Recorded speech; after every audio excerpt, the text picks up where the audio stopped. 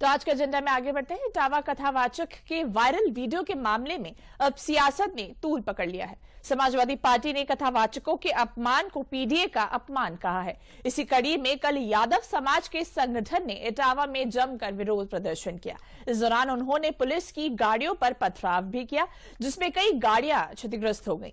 यादव समाज दोषियों के विरुद्ध कड़ी कार्रवाई की मांग कर रहा है, साथ ही कथावाचकों के खिलाफ लिखे गए मुकदमे को भी वापस लेने की मांग कर रहा है। वहीं पूरे मामले को भाजपा सपा पर हमलावर है। भाजपा नेताओं का कहना है कि सपा प्रदेश में जाति के नाम पर राजनीति कर रही है। बता दें कि इस विवाद में कथावाचकों के अभद्र व्यवहार करने वाले 4 लोगों को पुलिस गिरफ्तार कर जेल भेज चुकी है। वहीं कल गुरुवार को थाने के बाहर हुई तोड़फोड़ के मामले में पुलिस ने त्वरित कार्यवाही करते हुए 19 उपद्रवियों को हिरासत में ले लिया है और उनके द्वारा इस्तेमाल किए गए 13 वाहनों को भी जब्त किया है। फिलहाल मामले की गंभीरता को देखते हुए जनपद इटावा में भारी पुलिस बल तैनात कर दिया गया है।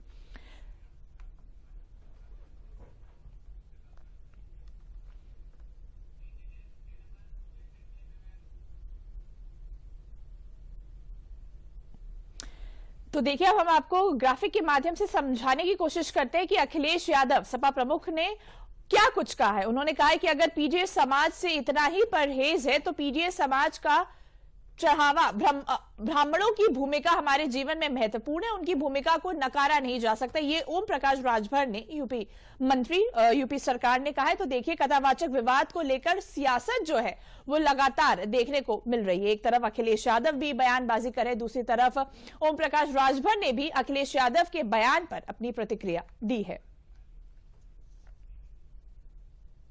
तो इस खबर पर अधिक जानकारी देने के लिए हमारे साथ हमारे संवाददाता विकास सिंह जुड़ चुके हैं। विकास जी, देखा जाए तो इटावा कथावाचक जो विवाद है वो लगातार तूल पकड़ता जा रहा है, क्या कुछ अपडेट इसको लेकर है? देखिए, इस पूरे मामले में कार्रवाई की गई है पुलिस के द्वारा और कल देर शाम प्रदेश सरकार के कैबिनेट मंत्री ने एक प्रेस वार्ता भी की। जयवीर सिंह ने कहा कि अखिलेश यादव सपा प्रमुख इस मामले में राजनीति कर रहे हैं, इस मामले को और बढ़ाने की कोशिश कर रहे हैं, जातीय वर्गों में आपस में बांटने का काम कर रहे हैं।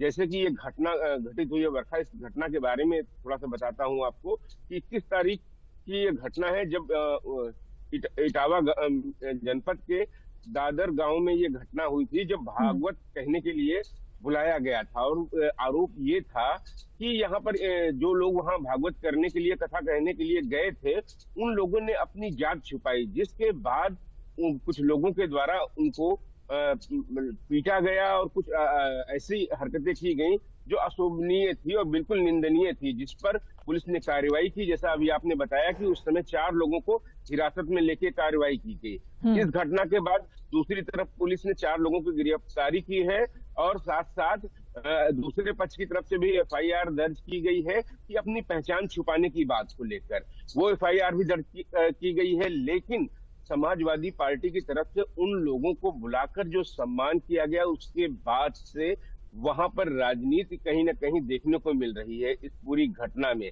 समाज में जो घटनाएं होती हैं, जो यह घटना इसको देखा जाए तो न समाज जात के आधार पे नहीं होता है, न धर्म के आधार पे समाज चलता है। समाज संविधान के आधार पे चलता है।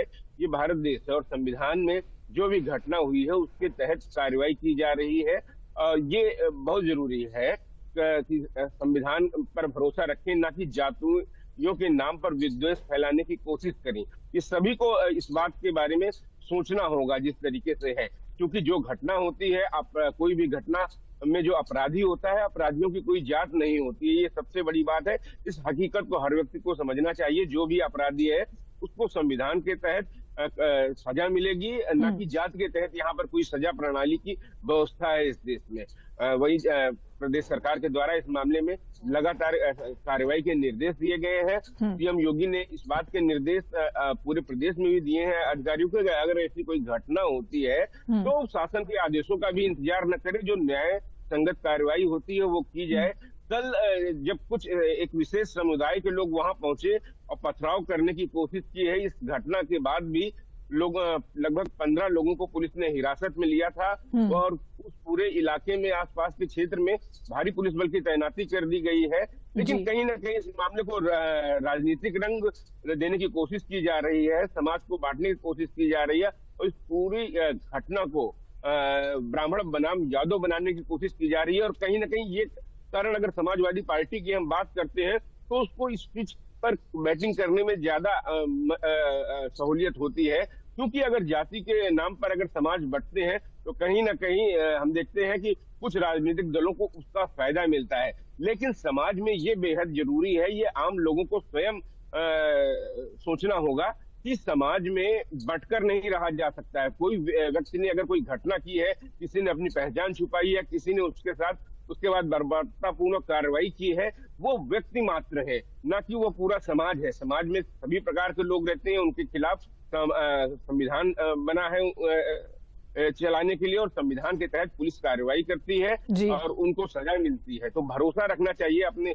देश के संविधान पर। समाज को सामाजिक सौहार्द बहुत ही जरूरी होता है, इसको बनाए रखने पर लोग भ्रम में ना आए, क्योंकि हमारे यहाँ एक तमाम सारी ऐसी परंपराएं हैं सनातन में जहाँ पर किसी जाति का वर्ग की बात नहीं होती है। महर्षि वाल्मीकि की बात करते हैं हम, जो परम पूज्य हैं, और अगर हाल ही में हम देखें तो बात करते हैं उमा भारती की, साध्वी ऋतंभरा की या साधु निरंजना ज्योति की। ये सब लोग ब्राह्मण वर्ग से नहीं है, लेकिन फिर भी ये कथावाचक है। तो ऐसा नहीं है सनातन में कहीं स्वीकार नहीं है, सनातन में सभी स्वीकार्य हैं। जो ज्ञानवान है, जो संत परंपरा को मानता है, उसको स्वीकार किया जाता है। ये चंद लोगों के द्वारा की गई घटना है और इस घटना की निंदा की जानी चाहिए, इसमें राजनीति नहीं लानी चाहिए। ये बहुत जरूरी है, क्योंकि वो राजनीति लाते हैं तो पूरा समाज बंटता है, समाज बंटता है तो एक विष का काम करता है, जो कहीं ना कहीं आने वाली पीढ़ियों को एक बुरा संदेश देता है। इसलिए अपने संविधान पे भरोसा कर रही है और सामाजिक सौहार्द बनाए रखने की जरूरत होती है। वर्षा।